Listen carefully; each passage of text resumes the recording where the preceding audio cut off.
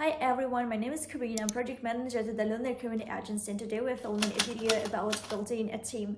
So everyone understands that building a beautiful team is one of the top priorities of any company, and that it helps to reach your goals, and that people are the most important component of any company. But it's always easier said than done. So basically, when you start to build a team, a lot of entrepreneurs face various kind of issues, and they do not understand what should be the right composition of the team, and basically how to structure the team in a way to reach the goals and to move the company forward. So we're going to start with some ideas of how to build a team, and it refers not only to building a remote team, but basically to any team of the company. So let's get started. In a lot of entrepreneurial literature and a lot of psychology literature, the employees of the company are divided into three categories: A, B, C.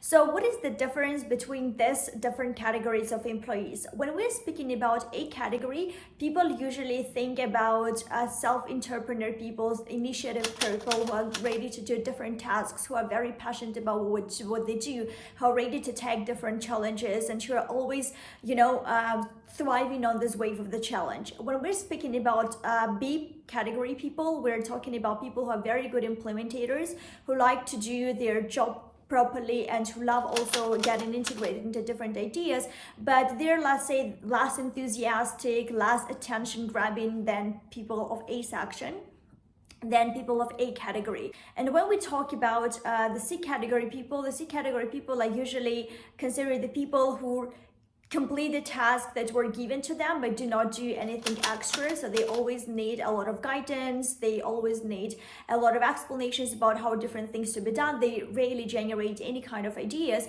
but they're very good to help people at execution of these ideas, and they can also be good assistants, so let's say to assist A players or to assist B players.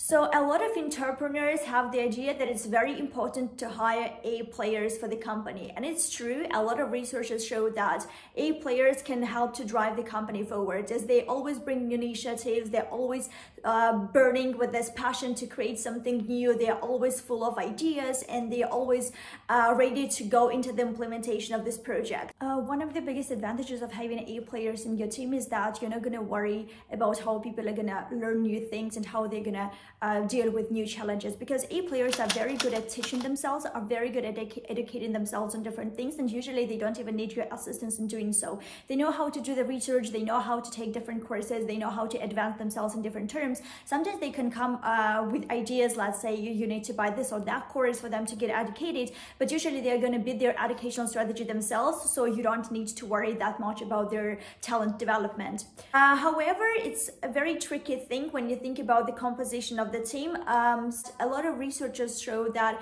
it's not always good to hire only A players. What is the issue with the A players? Even though they're very initiative and they're always ready to grab new ideas, sometimes they tend to burn out super fast. So let's imagine a situation that they have a great idea, a great initiative they want to do, they start working on the project, they see how the project starts to evolve, but at some point they lose their interest in the project and they can just give up on it. So A players are not always great executors, are not always great implementators. They can come up with ideas, but at the same time they're not always sure and get their realization and fulfillment of these ideas. So that's why if you have only a team of A players, it's going to be difficult to implement and execute the ideas that they are bringing to the table. Another issue with A players might be that they always prioritize themselves first. They always put themselves as the biggest and most important players of the company, and they always push their agenda first. So they bring all the ideas, they bring all the values to the company, but they measure the value and they measure the ideas based on themselves, and they do not always think about the corporate goal, about the general goal of the company. They are very individualistic in terms of their approach to the job, and it might be a bit tricky, because when you want to pursue the general company goals, A players might be a bit too much focused on themselves and not thinking about working in a team and moving forward the corporate goals of the company. Another issue which you might face with A players is that A players always want to have this growth and always want to have these challenges. It is good that people want to do that, but at the same time, company goes through different periods. Sometimes you just need to do very good implementation of what you have created, what you have come up with, and here you need a lot of structural thinking, a lot of understanding of how to just make the things real. And A players start to feel bored in the company. They start to lose this interest into the project. They see, for example, that the company is not dynamic enough. At the point, the company doesn't have a lot of new projects, and usually at this point, A players get disintegrated from the team and they start to look for new opportunities, as they feel that they have created everything that they could have done in the team and the company doesn't need them anymore. And also the problem with the A players might be that A players always look for promotion. They always look for new opportunities, and as we said, the company is going through different stages, and not always you have this promotion opportunities for people, not always you have this new project launching. So it might be a bit tricky to keep A people in the team, as they will always look for promotion opportunities, and if they don't find them, so then it's going to be so then they will just start looking for another opportunities. And also the problem might be in the limited number of the promotion opportunities that you have. Let's say if your team consists of all of the A players, how are you going to promote all of them? It's not possible in any of the company. And who's going to do, let's say, the most specialist basic things which make the things real? So that's why it's very important to think about hiring A players from different angles, and to understand that the team that consists only from A players might be a bit dangerous in terms of the sustainable development of the company. So basically, when we're speaking about B players, we should also understand that B players are not less intelligent than A players, or actually are not necessarily less intelligent than A players are. The B players are also very smart in what they do. They also have their own understanding of how things to be done, but what differentiates them from A players is mostly the personal characteristics. If A players are very enthusiastic and ready to manage, are always looking for these growth opportunities, B players are more stable in what they do, and they don't crave for so much attention, and they don't always try to be in the center of anything that is happening in the company. The B players sometimes would need your guidance how to move the project forward. Sometimes they will also need your guidance to understand how to do the projects, and they will not be probably that much coming up with the ideas as A players will do. But at the same time, B players are very good executors, and if they get the guidance on how to do things, they will implement them with very high success, and you won't be worried that the project might be failed, or that the project might be done not and that the project will not meet the deadline. So B players are very reliable people in your company who can take care of the long-term goals of the company, and you can move the company sustainably step by step forward. What might be the problem of DB players is that because of their personal characteristics, because of some kind of more shyness in terms of in comparison with the A players, B players might be a bit hesitant to come to you to ask for some guidance, how to do things, and sometimes they will start just spending time trying themselves to understand how to do things, but at the same time, if they don't know how to do that, they will never come up to you to ask for some advice, and then they will lose a lot of time on just trying to figure out things that they don't know how to do. So basically A and B players are a good combination for any company, as then you're gonna have people who are coming up with ideas very actively and who are bringing up new agendas to the table of the company, and B players are gonna help to implement these ideas, to make them real, and to drive the company sustainably to the development of the long-term goals.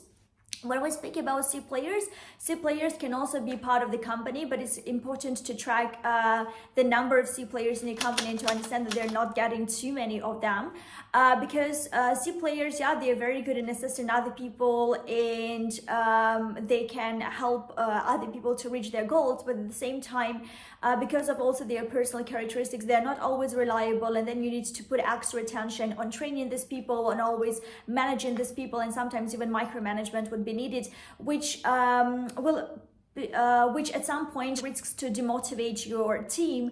For example, if A players and B players have to put a lot of their attention to micromanage the C players, this might make them feel demotivated, and they might make them feel stagnated in the company.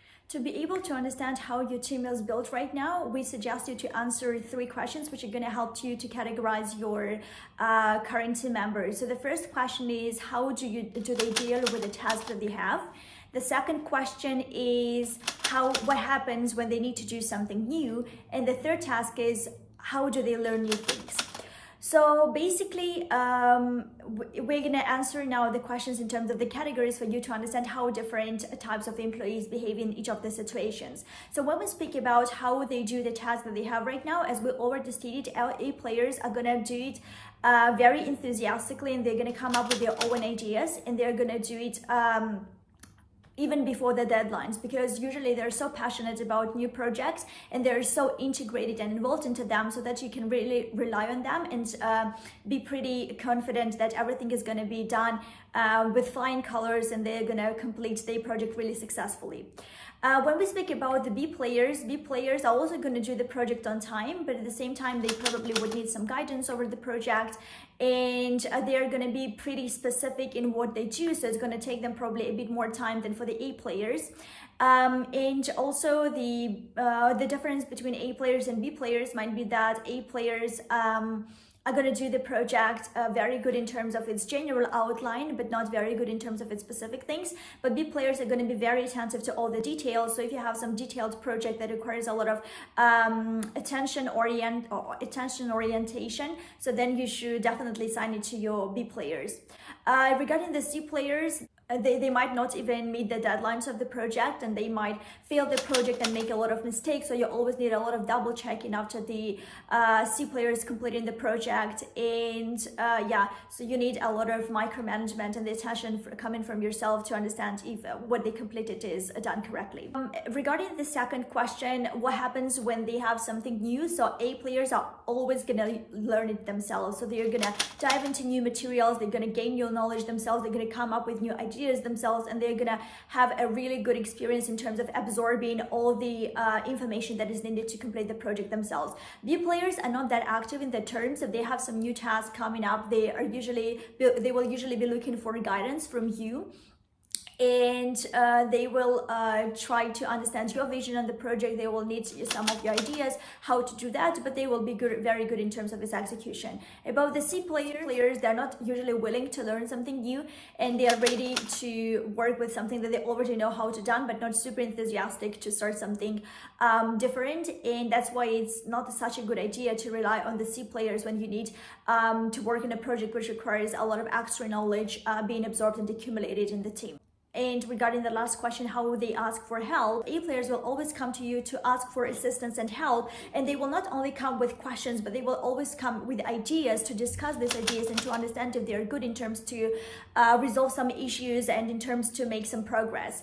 B players in these terms are a bit more hesitant to come to you with the questions, and it might take them more time, that they will just sit by themselves trying to figure out how to do things, unable to make the final decision. And that's why you might lose a bit of the time that you could have put into the implementation of the project, just because the people are unwilling to come to you and to discuss the project and the hardships that they're having with it. And the C players usually will not come to ask for any of help to any one of the team. If they understand that they can't do the project, that they can't make progress here, they will just abandon the project and stop working on it at all. So probably if you ask yourself these three questions and try to write down what you think about your employees in these terms, it will help you to understand what is the composition of your team and if it's balanced. And probably you can also understand which project should be assigned to which people and how you should build up your future recruitment process. So just to conclude, if you want to keep the company balanced, it's important to have not only A players, only B players, only C players in your company. It's very important to have a balanced team, which is going to be built from different categories of people. And you need to understand, let's say, how many A people do you need in terms of to drive your company forward, how many B people you need in terms of to make the things real and to implement and execute things, and how many C players you need in terms to assist A and B players, but at the same time not come to the risk of getting the rest of the team demotivated. So yeah, thank you very much for watching this video. We hope that our advice and explanation was useful to you. If you have any of your ideas on how you build your team and some insights, please share it in the comments and we will be happy to have a look at it. Thank you. See you. Bye bye.